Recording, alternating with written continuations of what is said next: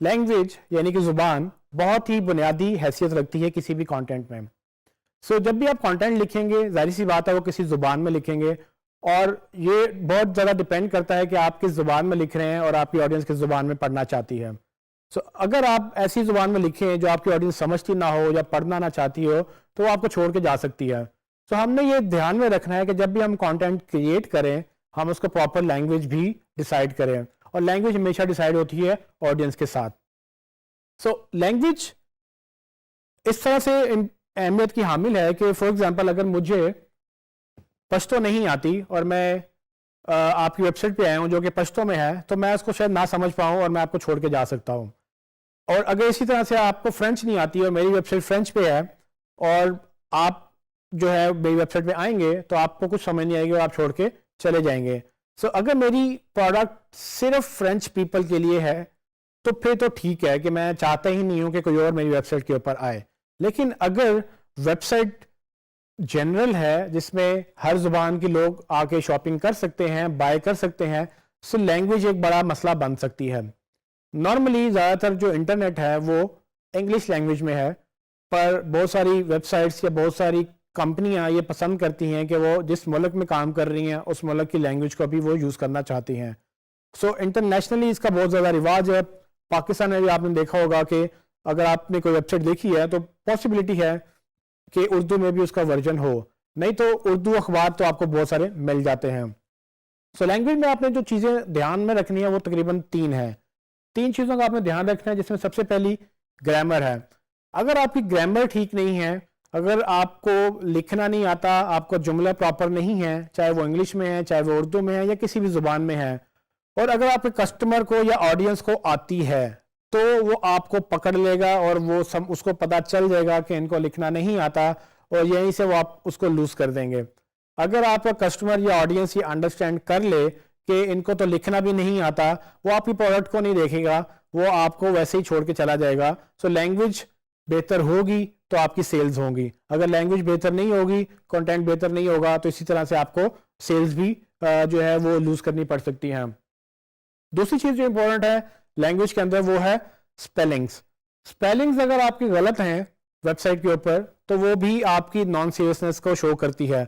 आपने make sure करना है कि जो भी आप वर्ड्स लिखें, कम से कम उनके स्पेलिंग्स ठीक हों, और वो जो है पढ़ने वाले को गलती नजर ना आए, क्योंकि गलती नजर आ जाएगी तो एक इमेज क्रिएट हो जाता है। लोग एक माइंड में जो है ना एक इमेज बना लेते हैं कि इनको तो लिखना नहीं आता या इनको तो बोलना नहीं आता, तो ये क्या बेचेंगे। तो इसी तरह से है कि अगर मैं आपसे बात करूं और मुझे जुमला बनाना ना आए, मुझे बात अच्छी तरह से करनी ना आए, तो क्या आप मुझसे प्रोडक्ट खरीदेंगे। अगर मैं आपको कुछ बेचने भी आऊं, तो जब तक मैं आपसे बात करना सही तरह नहीं सीखूंगा, तो मैं बेचना तो दूर की बात है, मुझे बात भी नहीं आप मुझसे करेंगे।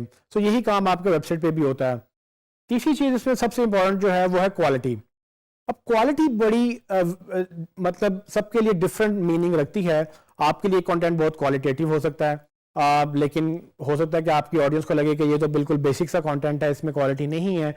क्वालिटी को आपने खुद इंश्योर करना है कि आप क्या लिख रहे हैं, वो किस लैंग्वेज में लिख रहे हैं, और उसकी अगेन उसमें क्वालिटेटिव मेजर्स क्या लिए हैं आपने, उसमें मीट कितना है, यानी कि उसमें कितनी जान है आपके कंटेंट में। अक्सर आप न्यूज़ के आर्टिकल पढ़ते हैं और आपको लगता है कि जी बस पढ़ के मज़ा आ गया।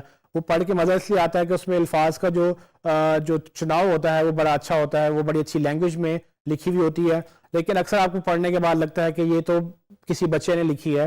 वो बेसिकली यही जजमेंट्स हमारी ऑडियंस भी देख रही होती है। और जब हम वेबसाइट की बात करें, तो हमारी वेबसाइट चूंकि ग्लोबल है, कोई भी विजिट कर सकता है, तो हमें ये बड़ा ध्यान में रखना पड़ता है कि जो भी जिस लैंग्वेज का विजिट करे वो उसको प्रॉपरली पढ़ सके, समझ सके, और कम से कम उसमें ये गलतियां नहीं होनी चाहिए। इसके बाद एक और बड़ा इंपॉर्टेंट फैक्टर जो हमने जिक्र किया वो है लोकलाइजेशन, यानी कि लोकल लैंग्वेज। अगर आपको लगता है कि आपकी ऑडियंस एक लोकल जुबान बोलती है और वो प्रेफर करती है एक जनरल यानी कि इंग्लिश जुबान के ऊपर, तो आप डेफिनेटली उसको अपनी लैंग्वेज में लिखें।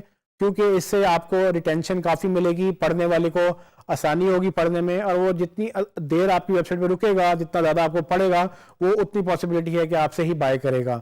सो अगर आप पाकिस्तान में हैं तो उर्दू में उसको बनाएं, अगर आप किसी और मुल्क में हैं तो आप उसको उस कंट्री की ज़ुबान में ज़रूर बनाएं, और आप अपनी वेबसाइट में ऑप्शन दे दें कि इंग्लिश विजिट करनी है तो ये वाली यहाँ क्लिक करें, और अगर आपने दूसरी ज़ुबान विजिट करनी है तो यहाँ क्लिक करें। इस तरह से ये होता है कि आपको मल्टीलिंगुअल वेबसाइट्स बनाने में आसानी होती है। मल्टीलिंगुअल का मतलब मुख्तलिफ ज़ुबानों में वेबसाइट्स, जो कि अक्सर आपने देखी होंगी। उसमें ये होता है कि आप एक ज़ुबान में एक पढ़ते हैं लैंग्वेज उसके कंटेंट को, लेकिन फिर आप साथ ही दूसरी ज़ुबान में भी जा सकते हैं, जो सेम कंटेंट ट्रांसलेट हुआ होता है एक और ज़ुबान में। अगर आप दूसरी ज़ुबान प्रेफर करते हैं तो आप वहाँ क्लिक करेंगे और उसमें आप अपनी वेबसाइट पढ़ना पसंद करेंगे।